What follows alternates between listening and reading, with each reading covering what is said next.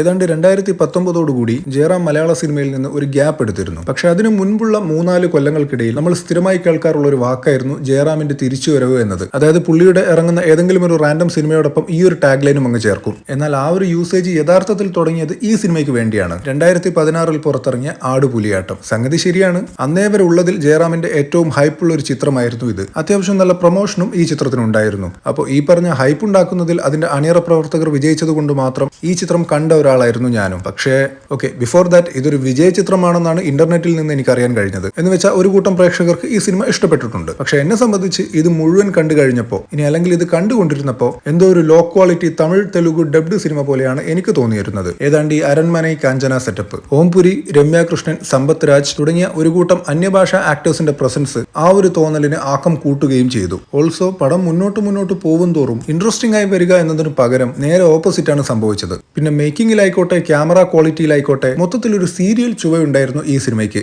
അതിന്റെ കാരണം അന്വേഷിച്ച് നമ്മൾ ദൂരെ എങ്ങും പോവണ്ട. മലയാളത്തിലെ പ്രഗത്ഭനായ ഒരു സീരിയൽ സംവിധായകനായിരുന്നു ഈ ചിത്രവും സംവിധാനം ചെയ്തത്. അപ്പോൾ ഈ സിനിമയെക്കുറിച്ചുള്ള നിങ്ങളുടെ അഭിപ്രായങ്ങൾ കമന്റ് ചെയ്യുക.